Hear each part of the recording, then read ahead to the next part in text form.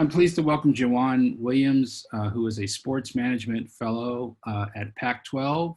He graduated in 2017, I think, right? Yep. And thank you for talking with us. I want to start by just asking, you know, uh, what were some of the highlights of your time at the SOJC? Oh man, too many to recant. I mean, my first one that comes to mind is just being in Dan, Deb's, and Rebecca's summer course, doing I want to say like 3 or 4 projects in the span of a week, and just getting my hands dirty initially in SOJC. That really opened my eyes to all the work that we did in my major, where it was finding a story, getting the nuts and bolts of a story, and then bringing it to life, storytelling, and then showcasing all the talent that we had, and showing it to a class or to potential employees. But yeah, that was definitely one of them. And then anytime I had a class with Dan Morrison, it was always great to sit in the first 3 rows and just heckle him all day, just because we had a personal relationship that no one else did.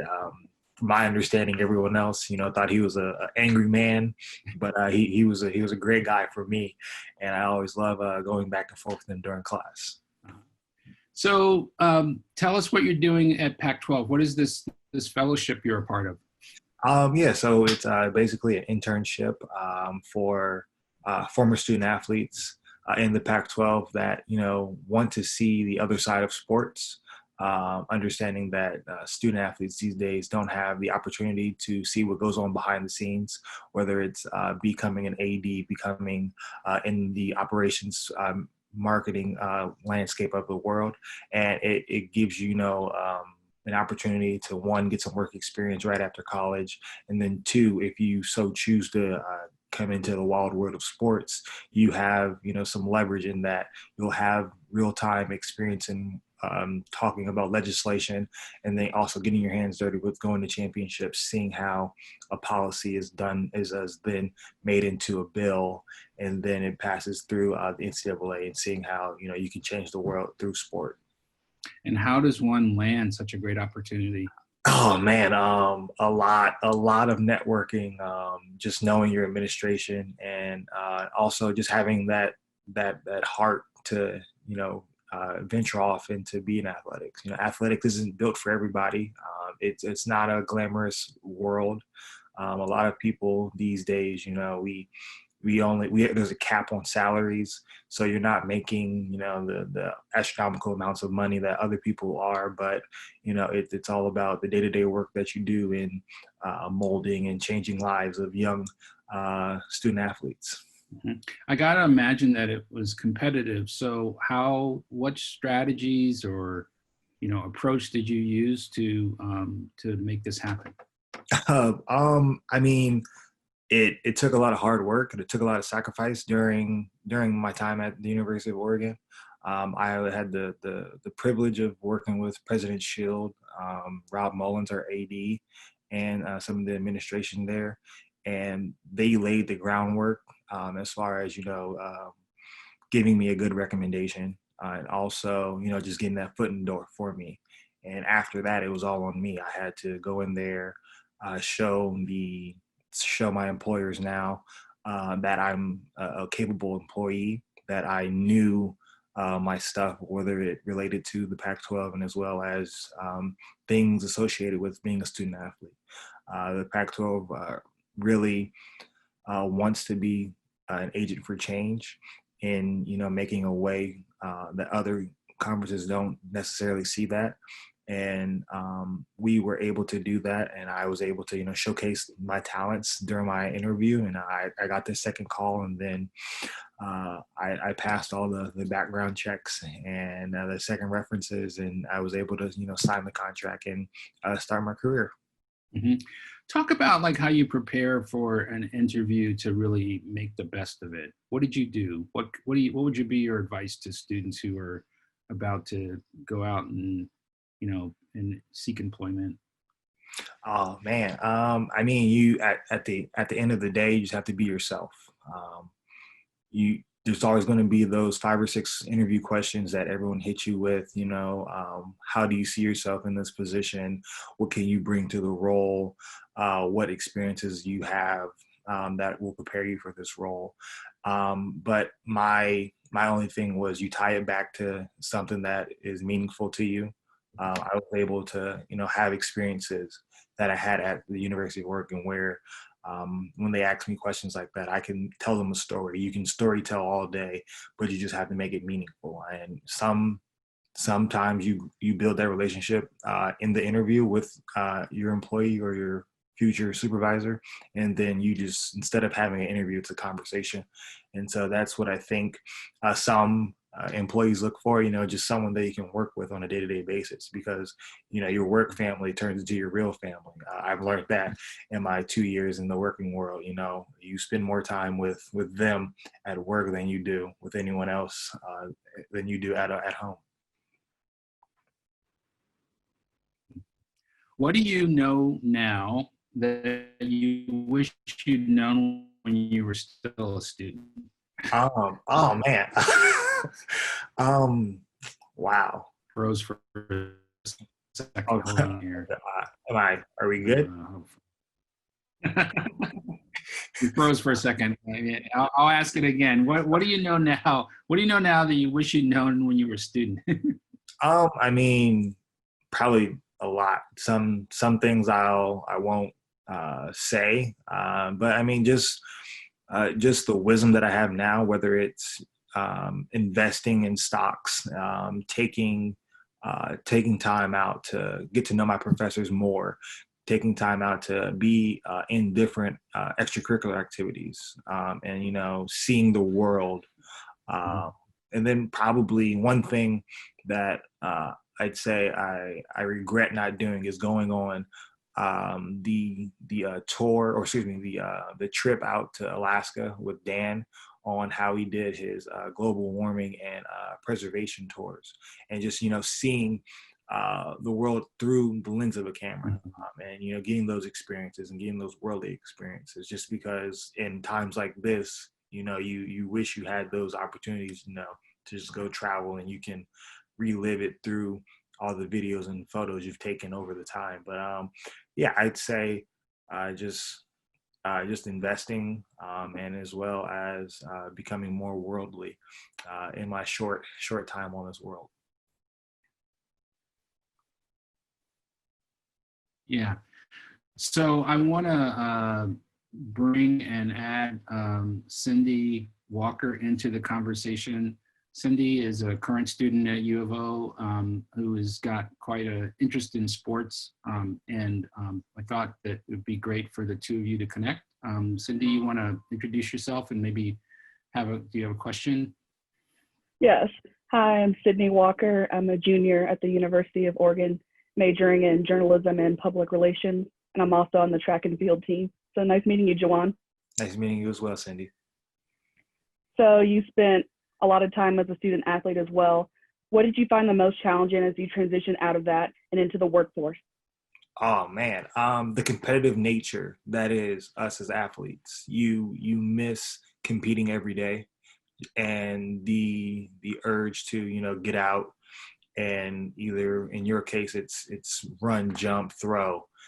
In my case, it was playing football, so it was just the urge to get out and do something. You miss that, and you become, well, in my case, I was behind a computer in a desk for 8 hours a day, and it was just like, last year I wasn't doing this. I was out there, I was moving and shaking, and just letting loose. And so you do miss that, as well as you just miss the locker room, or the team bus travels. The jokes, the camaraderie that is a team. And you have to forge that with new strangers now. You coming in as a young buck, or as the youngest in the group, in my case, and you're talking to people that are 30, 40s. They have their life set. They have families, and they aren't taking too much time to get to know you as a person in your first couple of days, and they're trying to get to know you from just looking at you. Or you have senior management, whereas they're there for one reason only, to make the ship go, make the organization go as smoothly as possible. So you do miss out on just the whole family aspect of an organization, and you miss out on the atmosphere that is college. You know, you're there with people your age. Everybody is wide-eyed, bushy-tailed, and they think, you know, the world is their oyster. And you want to make the best out of your opportunity in your situation, and you have it there in Eugene. And then just the community that is Eugene, they back you 100%. Anything and everything you do, they're there to support. And you're when you go out there in the real world, it gets a little different, just because in sports where you have to be able to move anywhere and do anything at the drop of a hat for an opportunity that may be life-changing. So it's very interesting and intriguing that you go from, you know, a small town, Eugene, close-knit community, into the real world, and it's a little eye-opening and a little scary. You mentioned some things that you would go back and change during your time at Oregon. Are there any resources that you're taking advantage of now while you're working with the Pac-12? Oh, absolutely. I mean, whether it's relationships that I had at the University of Oregon, I worked very closely with Katie Harbert in student athlete development, and as well as with the athletic department over there, whether it's Rob Mullins, Rob Mosley, or the athletic training. And those entrenched relationships that I have today definitely help out when you're trying to get ideas through, or, you know, bounce things off of people, and you're trying to get an outsider perspective. Just because working at the Pac-12, we represent all 12 universities, but we don't have the same touch point as those institutions, just because their student athletes are there every day. They see them every day. We don't. We see them at a championship in their particular sport, but we don't have those same touch points day to day. So it's easy to get lost in the minutia and get lost in the 1,000-foot view that we have, where we're not on the ground every day on campus. So reaching out to those people that I have close to me, and, you know, seeing what is going on in Eugene, what is going on in Corvallis, what is going on in LA or Tucson and Tempe, and just getting the vibe of campus, or what the voice of student athletes, you know, want to see or hear from us as a conference is always encouraging. And, you know, not losing those connections and relationships throughout the years, and, you know, just checking in to see how things are going. And lastly, outside of your academics and extracurriculars, you spent a lot of time volunteering with kids sports in Eugene. Why was it important for you to give back to that community? Oh man, it was extremely important. I found out early in my career there that the community there in Eugene was awesome. I grew up a kid that went to Boys and Girls Clubs, Kids Are Kids, just organizations that work after school, and I wanted to give back. I was brought up by a single mother for most of my life, and she always taught me to always give back. And wherever I went, wherever I go next, I will always give back to the community in any shape or form I can.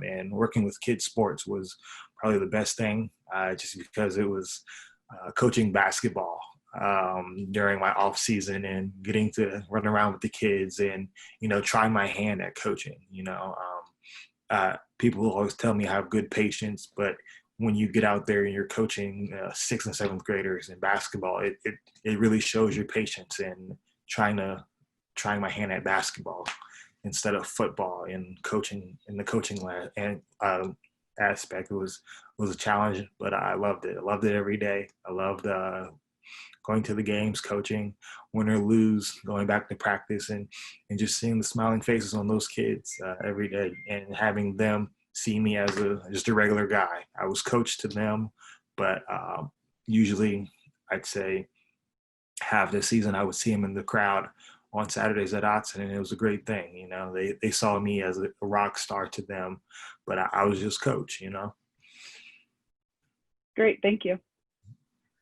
And I kind of want to ask both of you, you know, there's one thing to find opportunities, but it's another thing to make opportunities. And I know, you know, Sydney, you've got a podcast going, you've got all kinds of stuff that's going on. I just maybe wanted the two of you to maybe address, like, as we are talking, we're still in the midst of COVID. It's easy for people to kind of get sheltered at home and think, God, what can I do? But how are you making the most of this time when there's no games going on, and how are you advancing yourselves, both of you, right now? Oh man, I'd probably say I have multiple books that are like next to my nightstand, and just trying to stay educated on multiple things. And then once we do get sports back, just having those conversations on how we can advance the game or do things outside of the game for student athletes. I'm very passionate in student athlete development and making sure that we leave the next generation of student athletes with the best tools that they can, and to grow the game, and just do things that they want to do in the game. So I'm reading and then looking back into the past that we have done, and then also getting student athlete their voices heard on things that they want to see in either legislation or us as a conference. So, Sydney? Yeah, personally for me, I just think it's really important to find other interests outside of sports, because you're only an athlete for so long. You have to transition to the next thing. And when it came to COVID, I was just thinking of what can I do to better serve the community and just help get people connected with people in the industry. So I came up with a podcast and just getting students connected with people they may look up to, I'm going to connect to. So I think that's important. I'm just keeping myself busy, as well as creating a platform for others. That's great. Well, I want to thank you both. This has been great. What a great way to kind of get this kicked off. And we'll see you soon, and keep in touch and let us know how you're doing, both of you. Thanks. thank you. Take care. All right. Thank you.